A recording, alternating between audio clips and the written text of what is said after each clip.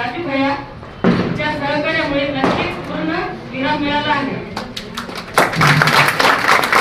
आणि हे सर्व आपल्या सर्वांच्या सहकार्यामुळे शक्य नव्हते असे मला वाटते। नगराध्यक्षपद हे जरी मानाचे सन्मानाचे असले तरी ते तितक्याच जबाबदारीचे देखील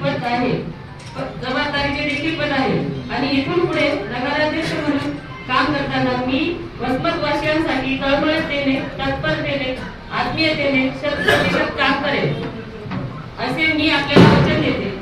आज माझ्यासोबत निवडून आलेल्या सर्व नगरसेवक व नगरसेविकांचे अभिनंदन करताना मला विशेष आनंद होत आहे, कारण आता आपण एकाच कुटुंबातील सदस्य आहोत हे विशेष आहे।